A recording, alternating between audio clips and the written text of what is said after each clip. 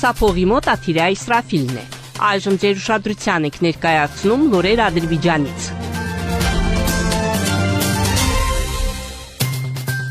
Նախագահ Իլհամ Ալիևը հաստատել է Ադրբեջանի և Չինաստանի քաղաքացիների համար վիզայի փոխադարձ ազատման մասին համաձայնագիրը։ Հիշեցնենք, որ Ադրբեջանի Հանրապետության կառավարության և Չինաստանի Ժողովրդական Հանրապետության կառավարության միջև քաղաքացիական ընդհանուր անձնագրերի տերերի համար վիզայի պահանջից փոխադարձ ազատման մասին համաձայնագիրը ստորագրվել է 2025 թվականի ապրիլի 23-ին Պեկինում։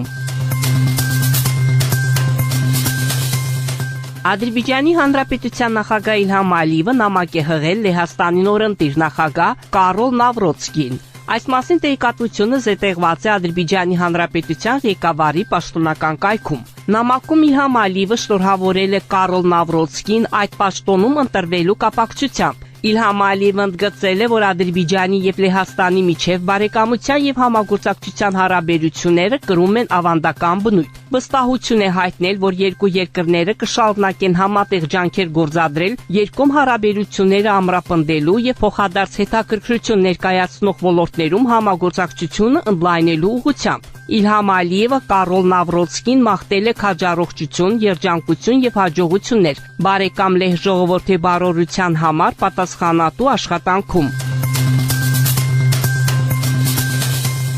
Ռուսաստանը կոչ է անում չհեռացնել Ռուսաստանի նախագահի օգնական Վլադիմիր Մեդինսկու խոսքերը Ղարաբաղի մասին համատեքստից։ Այս մասին 10-ին հայտնել է Ռուսաստանի արտաքին գործերի նախարարության պաշտոնական ներկայացուցիչ Մարիա Զախարովան։ Պետք չէ գոյություն չունեցող թեզերը համատեքստից հանել և բառերը փոխել, դրանց բոլորովին այլ իմաստ տալով, նշել է դիվանագետը։ Զախարովան ընդգծել է, որ Ռուսաստանը պաշտոնապես ճանաչում է այս տարածաշրջանը որպես Ադրբեջանի տարածք։ Ռուսաստանի արտաքին գործերի նախարարության պաշտոնական ներկայացուցիչը բացատրել է, որ Մեդինսկին խոսել է պատմական ասպեկտի, սոցիալ-մշակութային առանձնահատկությունների և մարդկանց ցավի մասին։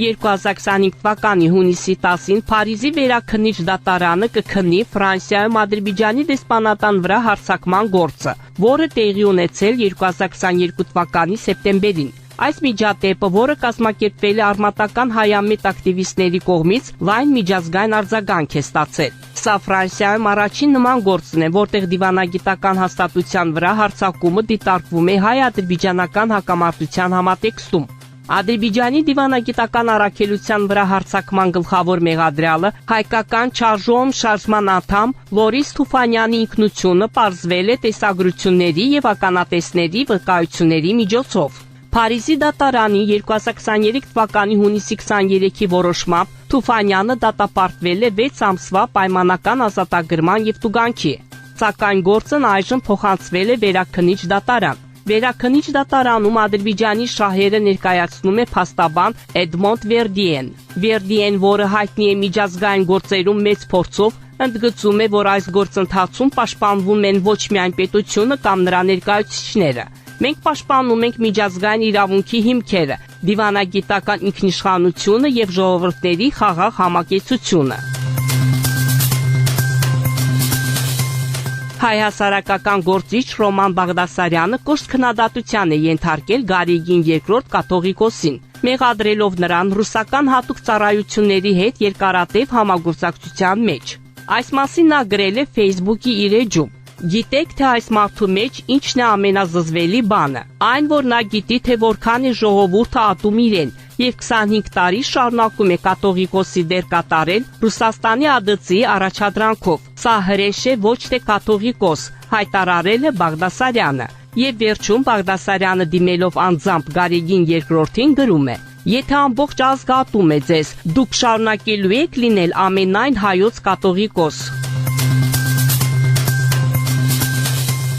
Ադրբեջանի ականազերծման գործակալությունը հրապարակել է օկուպացիայից ազատագրված տարածքներում իրականացված ականազերծման գործողությունների վերաբերյալ շաբաթական զեկույց։ Ինչպես հայտնել են ԱՆԱՄԱ-ից, հունիսի 2-ից 9 թերթերում, Աղդերեում, Քելբաջարում, Աղդամում, Խոջալույում, Խանքենդիում, Խոջավենդում, Լաչինում, Շուշայում, Ֆիզուլիում, Գուբատլիում, Ջաբրայիլում և Զանգիլանում հայտնաբերվել և վնասազերծվել է 52 հակահետևակայնական, 16 հակատանկայնական, 129 չպայթած զինամթերք։ Ականներից եւ չպայթած զինամթերքից մաքրվել է 889 հեկտար տարածք։